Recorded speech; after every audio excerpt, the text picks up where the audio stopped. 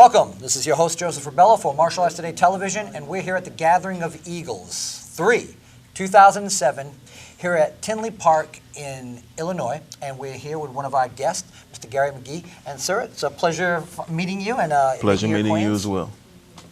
The first question I ask all my different interviewees, especially for this particular event, is how did you begin in the martial arts?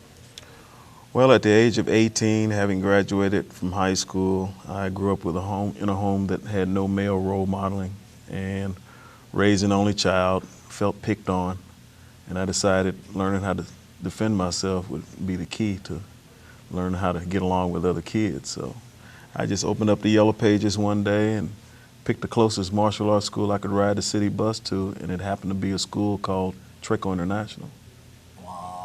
Well, for our general public, Traco, Trey for Tracy and Co for Connors, and again, Mr. Tom Connors.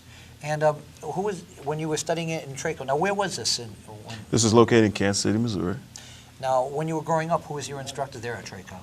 Started out with a gentleman by the name of Mike Shelton, and he started me through the colored belt ranks of orange and purple, after which I had another instructor by the name of Phil Hauer, and then a gentleman by the name of Paul Bretz, and then after which, by the time I achieved the rank of second brown, then I was fortunate to be able to train directly under Master Connor himself. Oh, wow. And so it was through his tutelage that I finished out the entire training manual. Oh, excellent. Yes. Now, we should mention Mr. Tom Connors, again, the understanding of what's known as the Connors system of Kenpo. Originally, Mr. Connors was first brought into the martial arts world through, actually he was the main dance instructor and a salesman for the Arthur Murray Dance School, and he was enlisted by the Ed Parker chain to become their major salesman, to reorient their sales program. And that's how he got involved in Kenpo. Now, it must have been very interesting because Mr. Connors' particular blend of Kenpo is much more, for lack of a better term, much more involved in the Chinese arts of Kung Fu. Now, what was some of the material you were learning as you were going up through the ranks? Well, obviously, with the Kenpo Foundation and the philosophy of Chinese movement, we had the convenience of appreciating circle versus straight line movement. Circular or straight line, you could use it in combination together, or vice versa, one or the other, which satisfied the old adage of the old Shaolin boxing, which took in northern and southern type training. It could be hard or soft or a combination of the two. Excellent. Now, there are several indigenous sets that over the years, again, Tracy Connors or Tom Connors' system of Kenpo really never made it to New England, but those people involved who are watching our program on a national or international basis will be recognizing some of the techniques such as forms such as stalking panther, boxing form, and those were the forms that I really, when I first found out about the system, that I really saw. And you know, those were indigenous sets that when I got to see them, I was like, wow, that's different. Mm-hmm. Okay, that's not quite this form, it's not this. Mm-hmm. Now, in relationship to the techniques and the curriculum that you had learned, how long did you train directly with Grandmaster Connors? From 1976 through 1984. Now, and it was at that time that I attained my rating of third black. Oh, excellent. Yes. Now, when did you open you obviously opened your own studio in the Kansas City area. When did all that happen? Well, in 1988, a year before Master Connor passed away, we had a lengthy phone conversation regretting his situation and our not being able to work consistently anymore. And he pretty much acknowledged that he was satisfied with having me as a student over those years, and we were going to always secure a long-lasting relationship, not only as student-instructor, but as also friends. And it was with that blessing that he told me that I had earned the right to go out on my own and be my own independent instructor, which I took advantage of with his blessing and support. He passed away in 1989 in May, and 6 months prior to that, unbeknownst to me, he honored me with fourth black. And so that was the last official rating that I received as a student of Traco International. We should mention, tragically, Master Connors passed away of ASL. Many people simply know it as Lou Gehrig's disease. That's correct. And I myself had an acquaintance, a friend of mine, who was a kung fu practitioner in the Boston area who passed away, and to actually, it's a devastating disease.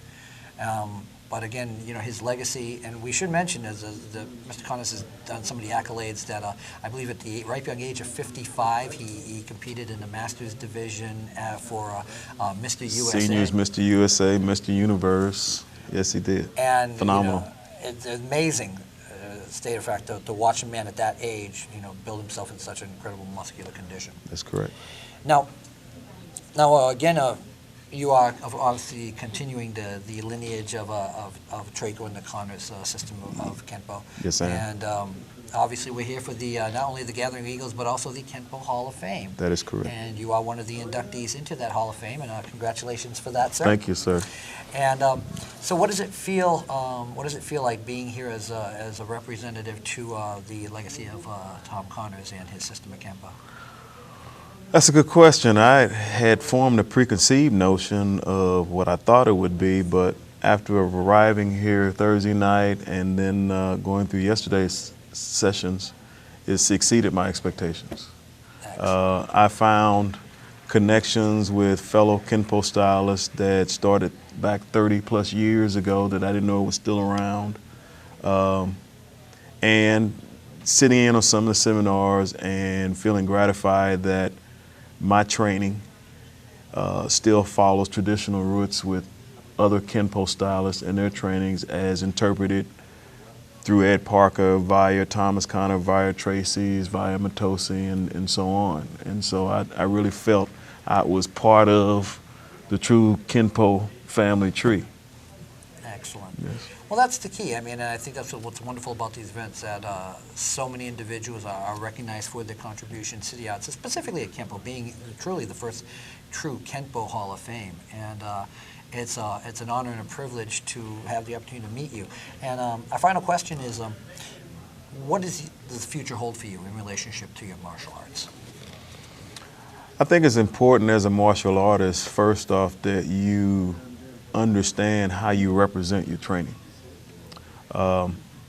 One of the teaching regimens that I use with my students in terms of what they learn is it's nothing that's created, that I created, that I invented, that is something that's been handed down. And it serves the same as inheriting a family heirloom. It's been in the family that long, and so there's a responsibility that goes along with it for passing it on. And as a representative in that regard from my instructor's lineage, trying to have students under me worthy to continue to pass it down, and pray that the good Lord will bless them to carry it on, so to maintain and preserve the tradition. Excellent.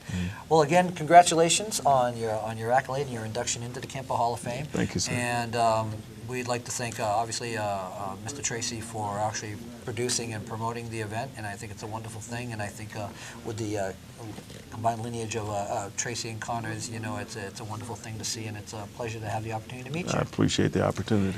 And we'll be back with more exciting action and interviews here at the Kenpo Hall of Fame and the Gathering of the Eagles 3, 2007, here on Martial Arts Today Television.